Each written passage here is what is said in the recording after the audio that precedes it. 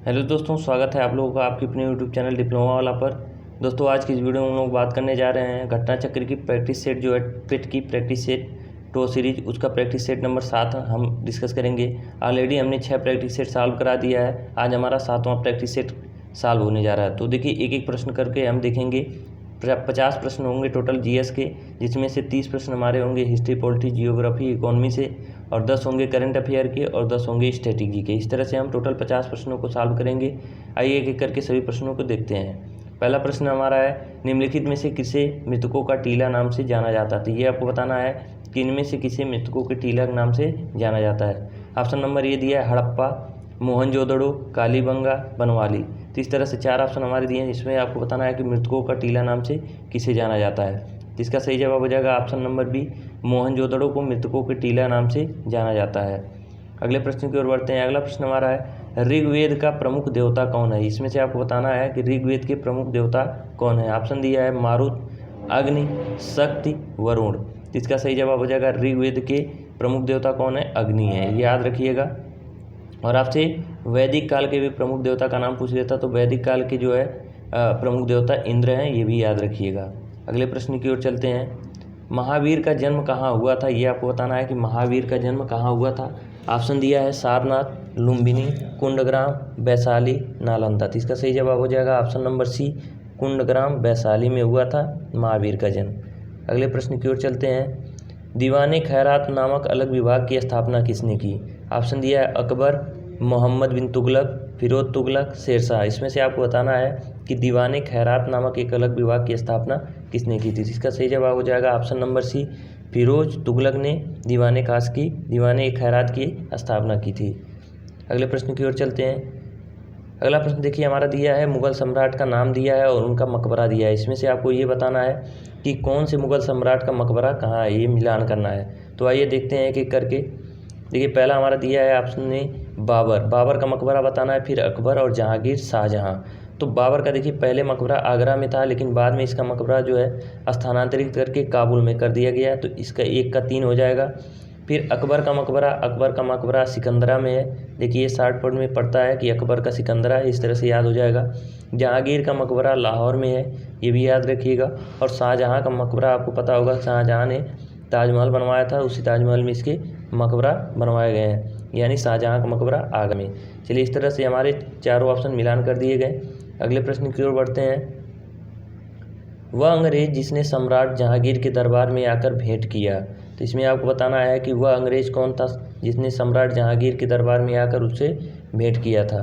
तो ऑप्शन दिया है सर थॉमस रो, राल्टाविथ, सर जॉन शोर। तो इसका सही जवाब हो जाएगा option number A, Sir Thomas Roe. चलिए अगले प्रश्न की ओर बढ़ते हैं। अवध के अंतिम नवाब थे। इसमें आपको बताना है कि अवध के अंतिम नवाब कौन थे। ऑप्शन दिया है सिराजुद्दौला, आसिफुद्दौला, वाजिद अली शाह, गुंगे नवाब।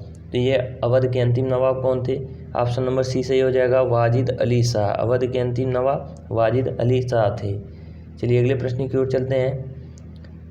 मेरे शरीर पर पड़ी एक एक लाठी की चोट ब्रिटिश साम्राज्य के ताबूत की एक एक कील सिद्ध होगी। किस नेता ने यह कहा था। यह आपको बताना है किस नेता ने कहा था कि मेरे शरीर पर पड़ी एक एक लाठी की चोट ब्रिटिश साम्राज्य की ताबूत की एक एक कील सिद्ध होगी। तो ऑप्शन दिया है बीजी तिलक यानी बाल गंगाधर तिलक, लाला लाजपत राय, बिपिन चंद्र पाल, अरविंद घोष। तो इसका सही जवाब हो जाएगा option number B, Lala Lajpat Rai. Lala Lajpat Rai ने जब साइमन कमीशन का विरोध किया, उस समय अंग्रेज सरकार की पुलिस ने इनको मार करके चोटिल कर दिया था। उस समय इन्होंने इस वाक्य को कहा था। अगले प्रश्न की ओर चलते हैं। स्वतंत्रता प्राप्ति के समय भारतीय राष्ट्रीय कांग्रेस का अध्यक्ष कौन था। ये आपको बताना है कि स्वतंत्रता प्राप्ति के समय भारतीय राष्ट्रीय कांग्रेस का अध्यक्ष कौन था। जवाहरलाल नेहरू, सरदार वल्लभ भाई पटेल, पट्टाभी सीतारामैया, जेबी कृपलानी। इसका सही जवाब हो जाएगा ऑप्शन नंबर डी, जेबी कृपलानी। स्वतंत्रता प्राप्ति जब हुई थी 1947 में, उस समय भारतीय राष्ट्रीय कांग्रेस के अध्यक्ष कौन थे, जेबी कृपलानी। अगले प्रश्न की ओर बढ़ते हैं। कर्जन ने यानी लॉर्ड कर्जन ने भारत का विभाजन कब किया था। तो भारत विभाजन देखिए आपको बताना कब हुआ था, 1905 में, 1901 में, 1919 में, 1947 में। इसका सही जवाब हो जाएगा ऑप्शन नंबर ए, 1905 में। भारत विभाजन कब हुआ था, तो 1905 में हुआ था। अगला प्रश्न हमारा, पाक जल संधि भारत को किस देश से अलग करती है? आपको बताना है कि पाक जल संधि भारत को किस देश से अलग करती है। ऑप्शन दिया है पाकिस्तान, बांग्लादेश, इंडोनेशिया, श्रीलंका। इसका सही जवाब हो जाएगा ऑप्शन नंबर डी, श्रीलंका। पाक जल संधि किस देशों के बीच है? तो भारत और श्रीलंका के बीच है। देखिए कंफ्यूज मत होइएगा, पाक लिखा है तो पाकिस्तान के बीच नहीं है, भारत और श्रीलंका के बीच है, याद रखिएगा। अगला प्रश्न हमारा है, उज्जैन किस नदी के तट पर स्थित है? ये आपको बताना है कि उज्जैन किस नदी के तट स्थित है। सरयू, क्षिप्रा, दिबांग, सरस्वती। इसका सही जवाब हो जाएगा option number B, Ujjain Kshipra नदी के किनारे स्थित है। अगले प्रश्न की ओर बढ़ते हैं, जिम कॉर्बेट राष्ट्रीय उद्यान भारत के किस राज्य में स्थित है? ये आपको बताना है कि जिम कॉर्बेट राष्ट्रीय उद्यान भारत के किस राज्य में स्थित है। ऑप्शन दिया है उत्तराखंड, राजस्थान, बिहार, कर्नाटक। तो इसका सही जवाब हो जाएगा ऑप्शन नंबर ए, उत्तराखंड। जिम कॉर्बेट राष्ट्रीय उद्यान कहाँ पे है? तो उत्तराखंड में है, ये याद रखिएगा। जिम कॉर्बेट नेशनल पार्क को पुराना नाम जो है इसका हेली राष्ट्रीय उद्यान था, यानी हेली नेशनल पार्क था। चलिए अगले प्रश्न की ओर बढ़ते हैं, एम्स्टर्डम की राजधानी है, इसमें आपको बताना है कि एम्स्टर्डम किसकी राजधानी है। ऑप्शन दिया है यूनाइटेड अरब अमीरात, नीदरलैंड, दक्षिण कोरिया, इटली। ये आपको बताना है कि एम्स्टर्डम किसकी राजधानी है। देखिए ये पिछली बार पेट में पूछा गया था प्रश्न, ये दोबारा इस प्रैक्टिस सेट में डाला गया है। तो इसका सही जवाब हो जाएगा option number B, Netherlands. Netherlands की राजधानी कहाँ है? तो एम्स्टर्डम। चलिए अगले प्रश्न की ओर बढ़ते हैं, कौन से पर्वत एशिया को यूरोप से अलग करते हैं? एशिया और यूरोप महाद्वीप को अलग करने वाले पर्वत का नाम आपको बताना है। तो ऑप्शन दिया है हिमालय, एंडीज, यूराल, रॉकी। इसका सही जवाब हो जाएगा ऑप्शन नंबर सी, यूराल।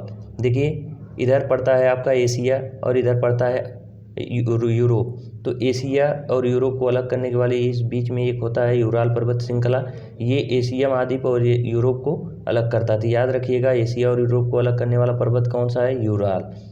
अगला प्रश्न हमारा है, जीएसटी काउंसिल की अध्यक्षता कौन करता है? ये आपको बताना है कि जीएसटी काउंसिल की अध्यक्षता कौन करता है। ऑप्शन दिया है आरबीआई गवर्नर, सेबी के अध्यक्ष, प्रधानमंत्री, केंद्रीय वित्त मंत्री। तो इसका सही जवाब हो जाएगा ऑप्शन नंबर डी, केंद्रीय वित्त मंत्री जो है जीएसटी काउंसिल की अध्यक्षता करते हैं। अगले प्रश्न की ओर बढ़ते हैं, वाणिज्यिक बैंकों का राष्ट्रीयकरण कब हुआ था? ये आपको बताना है कि वाणिज्यिक बैंकों का राष्ट्रीयकरण कब हुआ था।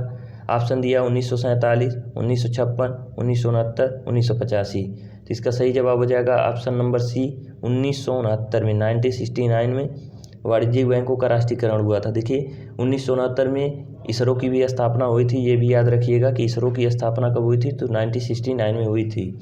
अगले प्रश्न की ओर बढ़ते हैं, CRR का असंक्षिप्त रूप क्या है? देखिए संक्षिप्त रूप दिया गया है CRR, इसका असंक्षिप्त रूप बताना है यानी विस्तारित रूप बताना है। ऑप्शन दिया है नगद वापसी अनुपात, नगद आरक्षित अनुपात, नगद राजस्व अनुपात, नगद वापसी आरक्षित। इसको देखिए इंग्लिश में हम बता देते हैं कि CRR का जो है असंक्षिप्त रूप होता है cash reserve ratio, cash reserve ratio, cash reserve ratio.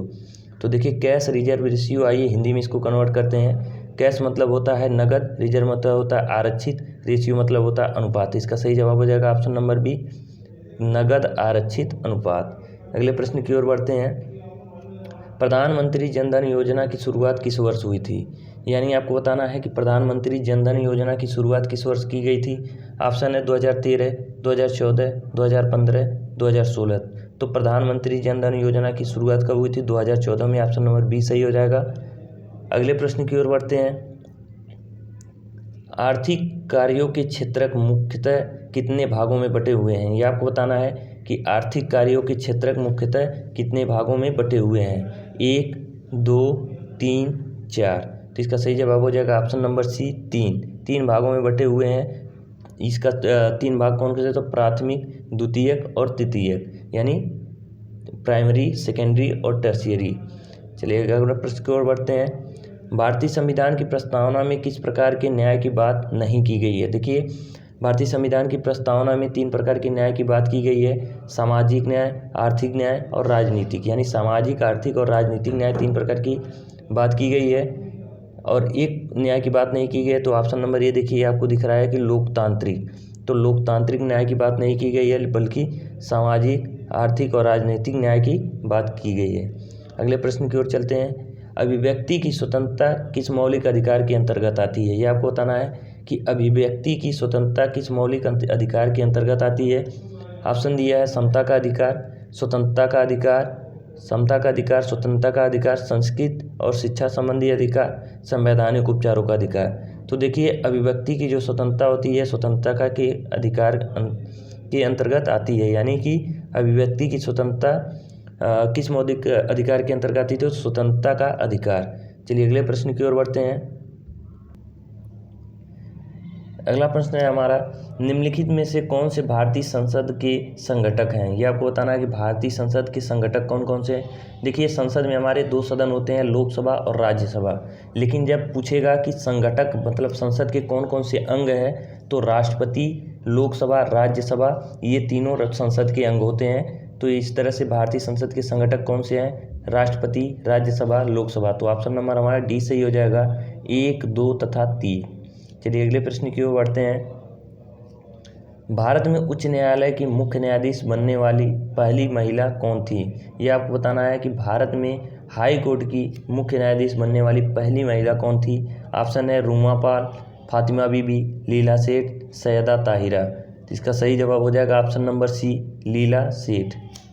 लीला सेठ जो है भारत के उच्च न्यायालय की पहली मुख्य न्यायाधीश बनने वाली महिला थी। चलिए अगले प्रश्न की ओर बढ़ते हैं। अगला प्रश्न हमारा, किसी राज्य के राज्यपाल के रूप में नियुक्ति के लिए भारत के संविधान द्वारा निर्धारित न्यूनतम आयु कितनी है? ये आपको बताना है कि अगर आप किसी राज्य का राज्यपाल नियुक्त करना है किसी को, तो उसकी न्यूनतम आयु कितनी होनी चाहिए? 21 साल, 25 साल, 30 साल, 35 साल। तो इसका सही जवाब हो जाएगा ऑप्शन नंबर डी, 35 साल होनी चाहिए राज्यपाल नियुक्त होने के लिए। चलिए अगले प्रश्न की ओर बढ़ते हैं। देखिए 26 नंबर का प्रश्न हमारा है, जब किसी वस्तु को 2 समानांतर समतल दर्पणों के बीच रखा जाता है तो बने हुए प्रतिबिंबों की संख्या कितनी होगी? ये आपको बताना है कि जब 2 समानांतर समतल दर्पण के बीच में कोई वस्तु रख दी जाती है तो उसके कितने प्रतिबिंब बनेंगे। ऑप्शन दिया है 1, 2, 4 या अनंत। तो देखिए जब 2 समान जो है समतल दर्पण को आप पैरेलल रख देंगे तो प्रतिबिंबों की संख्या जो बनेगी वो इनफाइनाइट बनेगी। ऑप्शन नंबर डी सही हो जाएगा, अनंत। चलिए अगले प्रश्न की ओर बढ़ते हैं। निम्नलिखित में से कौन सा अम्ल चींटी के डंक में पाया जाता है? ये आपको बताना है कि चींटी के डंक में यानी चींटी के काटने से कौन सा अम्ल पाया जाता है। मेथनोइक अम्ल, टार्टरिक अम्ल, ऑक्जेलिक अम्ल, एसिटिक अम्ल। तो देखिए इसका सही जवाब हो जाएगा ऑप्शन नंबर ए, मेथनोइक अम्ल। देखिए आप लोग खोज रहे होंगे फार्मिक अम्ल, क्योंकि हर जगह ये आपको मिलता है कि चींटी के डंक में फार्मिक अम्ल मिलता है। तो देखिए आपको हम ये बता दें कि मेथनोइक अम्ल जो होता है ये फार्मिक अम्ल का ही रूप है। चलिए अगले प्रश्न की ओर बढ़ते हैं। निम्नलिखित में से किस अम्ल को अम्लों का राजा कहा जाता है?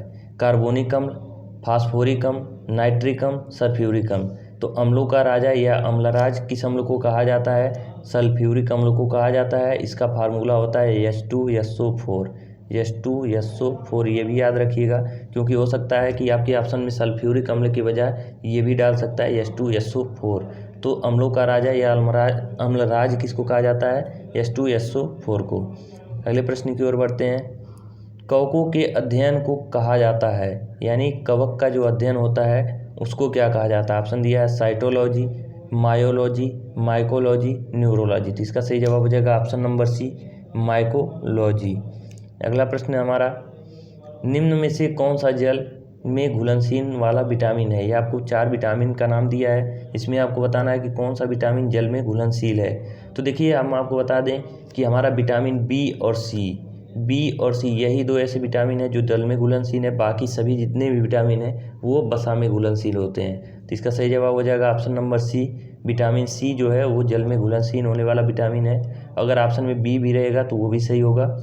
चलिए अगले प्रश्न की ओर बढ़ते हैं। ये हमारे जो है 30 प्रश्न खत्म हो गए हिस्ट्री, पॉलिटी, जियोग्राफी और इकोनॉमी के। अब हमारा शुरू होगा 51 नंबर क्वेश्चन से करंट अफेयर।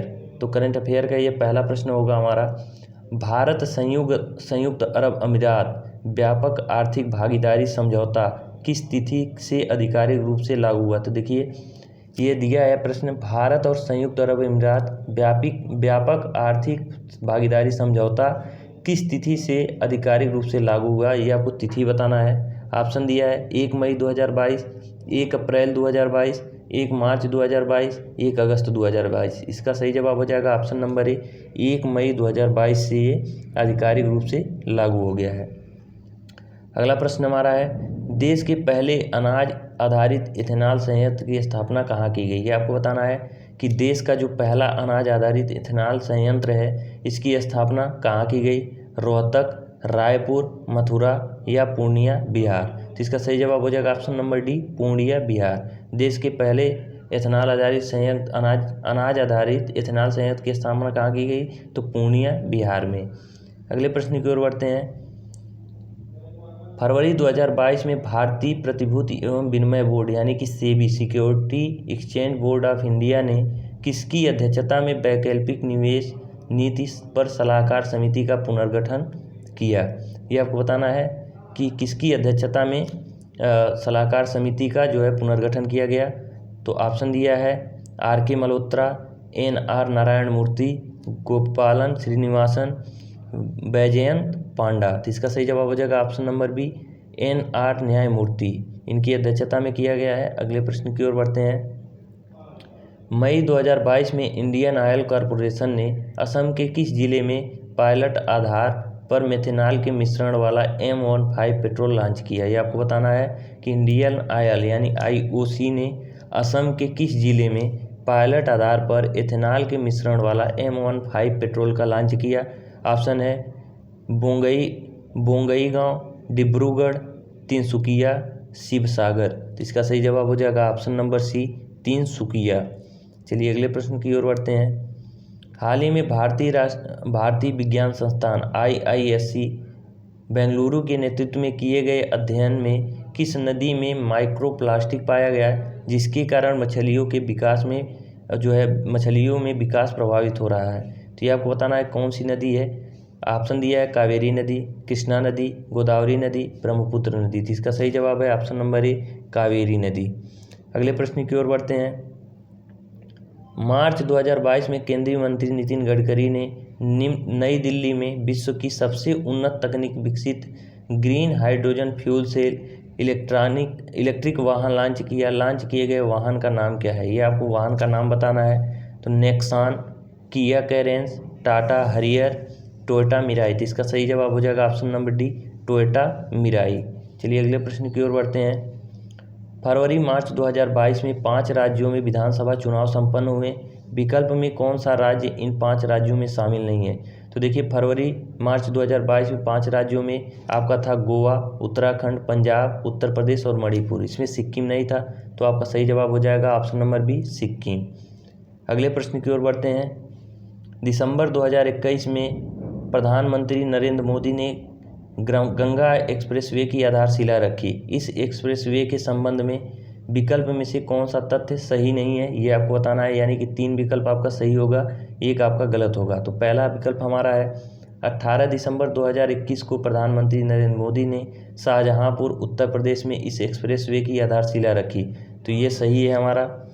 दूसरा है ऑप्शन, यह एक्सप्रेसवे पूर्वी उत्तर प्रदेश को पश्चिमी उत्तर प्रदेश से जोड़ेगा। तो ये भी हमारा सही जवाब हो जाएगा कि यह एक्सप्रेस पूर्वी उत्तर प्रदेश और पश्चिमी उत्तर प्रदेश को जोड़ेगा। तो बी भी सही हो जाएगा। तीसरा हमारा ऑप्शन दिया है, इस एक्सप्रेसवे की लंबाई 593.947 किलोमीटर यानी 594 किलोमीटर के लगभग है। तो ये भी सही हो जाएगा। ऑप्शन नंबर डी दिया है,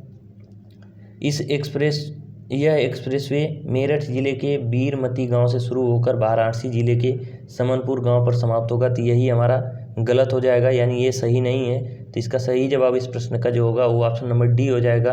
देखिए हम आपको बता दें कि यह एक्सप्रेसवे मेरठ जिले के बिजौली गांव से प्रारंभ होकर प्रयागराज के जूडापुर दांडू गांव में समाप्त होता है। तो इसका सही जवाब ये होता।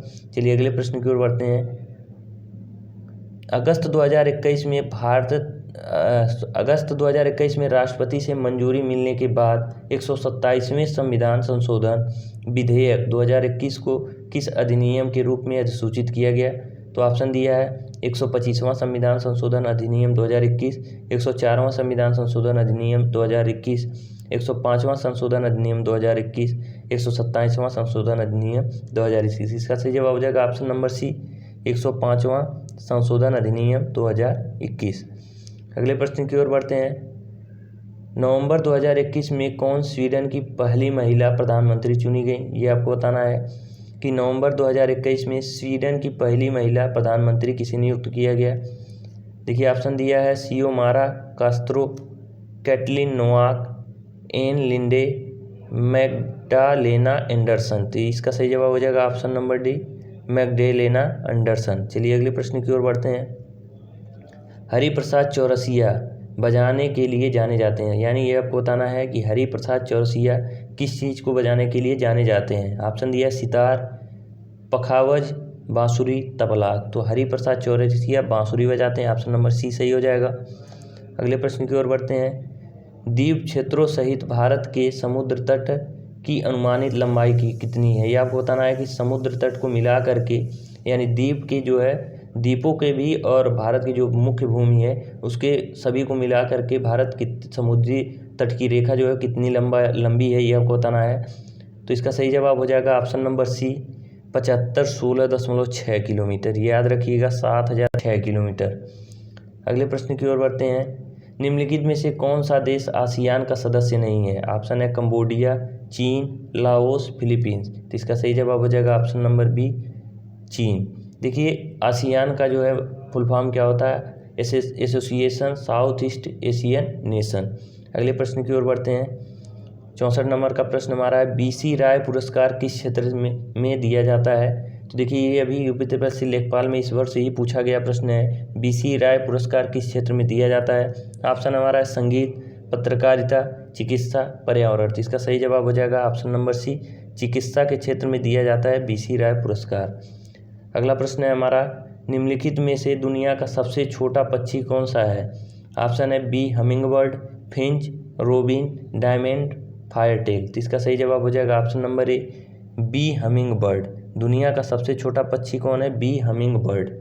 अगले प्रश्न की ओर बढ़ते हैं। धनपत राय श्रीवास्तव किस नाम से मशहूर हैं?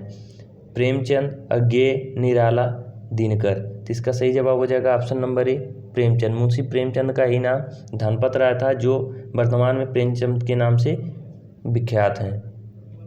अगला प्रश्न हमारा है, अप्रैल 2022 में मीडिया फाउंडेशन द्वारा वर्ष 2021 का उत्कृष्ट महिला पत्रकार का चमेली देवी जैन पुरस्कार किसे प्रदान करने की घोषणा की गई? तो ये आपको बताना है कि अप्रैल 2022 में मीडिया फाउंडेशन द्वारा वर्ष 2021 का उत्कृष्ट महिला पत्रकार का चमेली देवी जैन पुरस्कार किसे प्रदान करने की घोषणा की गई? ऑप्शन देखिए हमारा दिया है प्रियंका दुबे, नीलम तिवारी, सबा खातून, आरिफा जौहरी। तो इसका सही जवाब हो जाएगा ऑप्शन नंबर डी, ये किसे देने के लिए घोषणा की गई? आरिफा जौहरी को।